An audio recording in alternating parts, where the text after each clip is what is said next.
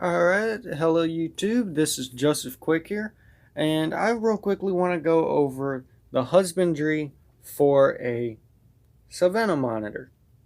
So, this is my Savannah monitor, and I recently found out it, that it is actually a female, because her head is more of a triangular shape, and the tail, if you notice, goes straight down to the point. Doesn't come out a little bit and then taper off. Her tail immediately tapers off. So let's hop into it. So the first thing that you'll need is you'll need a large water dish. A large water dish that's deep enough for them to soak into. So as you can see how thick she is, she needs to be able to soak. And this water dish here is deep enough for her to soak. Okay? And I picked this up at Walmart. It was like 12, it's like maybe 20, no, at PetSmart, and it was about $20. So there's the water. And then you'll need a hide. So I have a hide here in the center. Hide here in the center.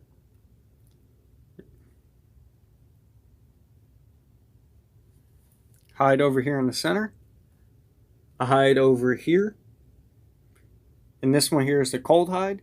And then underneath that big piece of slate that is right there, that's another hide. So this year, she absolutely loves this setup. Okay? And also, too, this entire setup provides enough enrichment for her. So as you can see, I have terrarium grass. Real quick sponsor shout out. No, this video is not sponsored. Lugardi's terrarium grass is what this is. Once again, I absolutely love Lugardi products. So that's the only Lugardi product that's being used in this enclosure. Okay, so water, the hides, and now the hot spots. So as you can tell, these two pieces of slate here are the hot spots. But most importantly, where the top of this piece of slate is, and up here where this stick is, are the hot spots. The hot spots. Because that is the closest spot to this 150 watt light bulb. This bulb here has UVA and UVB heat emitting from it. And this bulb is very large, and this bulb gets very hot. And because this bulb gets so hot, that if I was to bump it hard enough, or it was to overheat, it would automatically shut off. So I love this bulb because it does everything I need it to for all of this. Okay, and then next thing is humidity. So let's see if I can get this into focus. There we go. Alright, so there we go.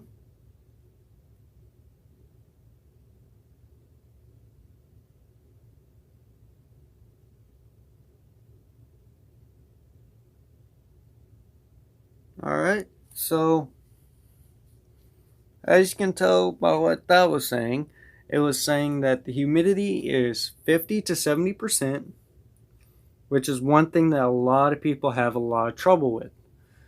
So the way I have conquered this is by taking a piece of cling wrap. You can even take saran wrap, or you could even take a bag of substrate with no holes in it and set it up here and then just tape it down. Because and the reason that this is so hard to maintain is because of how how hot the enclosure needs to be. More specifically, the hot spot, the basking spot. That needs to be the hottest spot of at least 110. That is the hottest spot for these guys. Okay? And then for the diet. This is where this is where a lot of people mess up.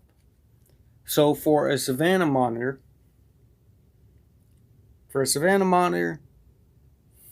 wow, she's big. So for a Savannah monitor, they need a variety of crickets. Well, a variety of insects.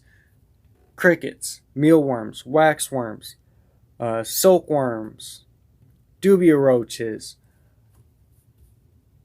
insects such as that. And yes, you can, as this says, occasional variety of insects, occasional rodent, when capable. I can feed her a very small fuzzy or a very large pinky, as because of her size right now, which I only do that once a month. So that way she does not get fatty liver disease. And see, she's going right into her hide. And I don't know how big her hide is. For all I know, she could have dug it all the way back to here. But I don't know. She could have dug all the way to the bottom. All the way to the bottom of the enclosure. And this here is the bottom. So I don't know what she's done underneath here. And I won't know until I need to change out the substrate. And that will not be for a long time, because she always poops right in here. Okay? And then but with the insects, variety of insects, you need to dust them with calcium, and vitamin. Now this Rapace Superfood Calcium Plus is absolutely amazing. I use it for my leopard geckos, which they're just in here for breeding purposes. And then I use them for this guy, and I've used them for all my other insectivores. And I have never had a single problem with MBD, other known as metabolic bone disease. Blech, can't get that out.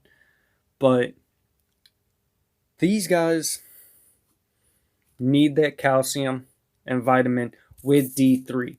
The Rapace, what I use, does give off the D3.